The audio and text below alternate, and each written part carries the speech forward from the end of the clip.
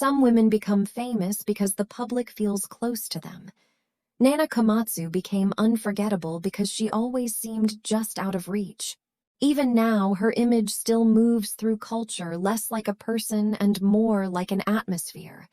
A Chanel face, a Cannes face, a woman who looks as if she belongs more to light, fabric, and silence than to ordinary life.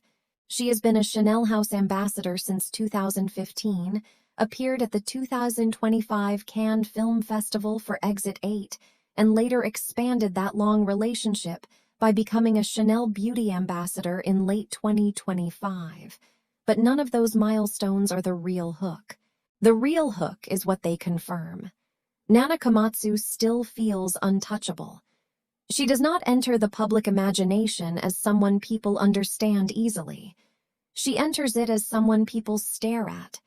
The beauty is too composed, the distance too elegant, the expression too unreadable to feel casual.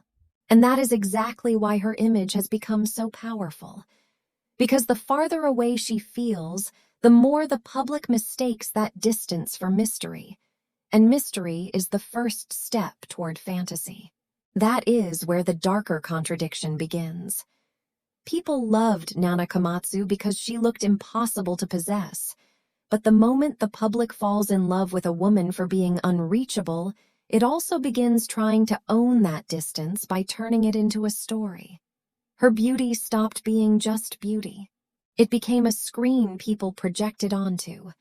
Cold girl, muse, dream girl, untouchable woman. The labels change, but the mechanism stays the same. The less ordinary she feels, the less room she is given to simply exist as herself. This is why Nana Komatsu's story is not really about fame in the simple sense. It is about what happens when a face becomes too perfect for people to leave alone. They do not only admire it, they begin to write meaning into it. And once that happens, the woman inside the image starts disappearing behind the image they prefer. That is the central wound of her arc. Nana Komatsu was loved for looking distant, but the real burden began when that distance stopped feeling like elegance and started becoming a fantasy. The public refused to let become human. Long before Nana Komatsu became the kind of face people describe as cold, distant, or impossible to reach, there was already something strangely visual about the way she existed in public. She did not feel like someone who needed noise to be noticed. Even before the myth fully formed, she carried the kind of presence that made people look first and understand later. That is important because it explains why her image would later become so vulnerable to projection. Some stars are introduced through personality. Nana Komatsu was introduced through atmosphere. The silence in her face, the restraint in her expression, the stillness in the way she held herself, all of it made her feel less like a girl the public could easily know and more like a surface they could dream onto. And that is where the emotional seed of her story begins. Because once the public starts receiving someone as an image before receiving her as a person, fantasy arrives much faster than truth. Nana Komatsu did not need to explain herself for people to start imagining things about her. She only needed to appear. That is what made her beauty powerful so early, but also what made it dangerous.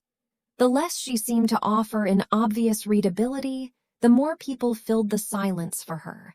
Her entry into the industry only made that distance more seductive.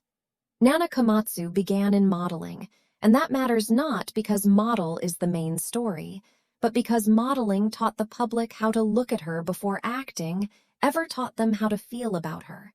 She entered attention first as an image, composed, styled, distant, visually controlled. Then acting arrived and changed the temperature of that image. It did not make her more ordinary, it made her more intense. Once she moved into film, the same face that had already learned how to hold still inside fashion started carrying darkness, longing, danger, and emotional fracture. That is why her entry should never be written as a simple career shift from model to actress. It was the moment a beautiful surface became emotionally charged. The model gave the public distance. The actress gave them a reason to obsess over that distance. And that is the real meaning of this phase. Before Nana Komatsu became a full fantasy, the structure for that fantasy was already being built. The industry framed her as an image first. Acting only gave that image a pulse. From that point on, people were never going to look at her in a simple way again. The real breakthrough of Nana Komatsu did not happen because she suddenly became louder, more charismatic, or easier to understand. It happened because the screen finally found the perfect way to weaponize what was already unusual about her face. That moment was the world of Kanako in 2014.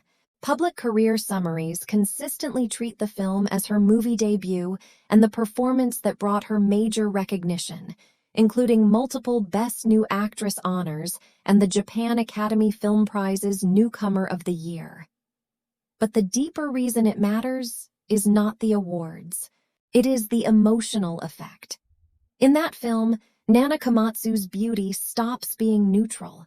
It becomes dangerous. She is no longer simply a girl the camera loves. She becomes the kind of girl the camera cannot look at without implying damage, obsession, or threat. That is why this project belongs here. It is not just a career milestone. It is the first moment when the public learns to associate her beauty with something darker than prettiness. And once that happens, a star's image changes permanently. Nana Komatsu stops feeling like a promising newcomer and starts feeling like an atmosphere, a danger, a fantasy built out of distance. That is the real rise. Not when the public notices her, but when the public can no longer look at her innocently. If the world of Kanako made her image dangerous, then Drowning Love made it mythic. By this point, Nana Komatsu was no longer merely a beautiful actress with unusual screen presence. She had become the kind of woman audiences projected entire emotional worlds onto. Career summaries still list Drowning Love among the defining works associated with her rise, and that makes sense because this is where her public image fully settles into a recognizable fantasy. The beautiful, wounded, unreachable girl who seems to invite desire and distance at the same time. What matters in this part is not the plot of the film. It is what the film confirms about her image. Nana Komatsu now looks less like a person moving through life, and more like a symbol that life keeps happening around. The public begins to read her not just as pretty, but as untouchable. Not just as cool, but as tragic. Not just as desirable, but as someone who must remain slightly out of reach for the fantasy to survive. And that is where the danger grows. Because the more intensely a public loves a woman for the distance she seems to embody, the less willing it becomes to let that woman become ordinary. That is why Part 3 should not end like triumph in a simple way. It should end like elevation with a fracture already inside it.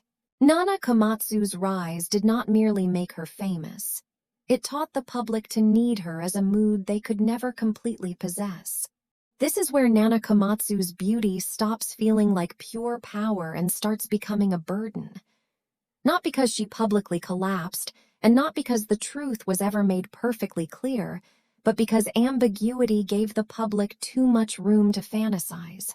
In September 2016, dating rumors involving G-Dragon spread widely after photos from his private Instagram surfaced online. Yonhap reported that the rumors reignited after leaked images showed the two together, while YG Entertainment later focused on legal action over the hacking rather than giving the public the certainty it wanted. That matters more than a yes or no answer. Because in celebrity culture, a confirmed relationship eventually becomes reality. A rumored one can stay suspended as fantasy for much longer. And Nana Komatsu was exactly the kind of woman the public wanted to trap inside that fantasy. Beautiful, distant, unreadable, and glamorous enough to seem like she belonged to a world ordinary people could only watch from far away. So the burden here was never just, Was she with him? The burden was that the public could now attach her image to a larger myth and keep feeding that myth without ever needing closure. She stopped being just Nana Komatsu. She became a silhouette inside somebody else's projection. And for women with faces like hers, projection is never gentle. It turns distance into desire, desire into rumor, and rumor into a version of identity the real person can no longer fully control. That is why what happened next carries so much weight in her arc. In November 2021, Nana Komatsu married Masaki Suda, and on March 9, 2024, the couple announced the birth of their first child. On paper, those are ordinary life events: marriage, family, adulthood taking shape.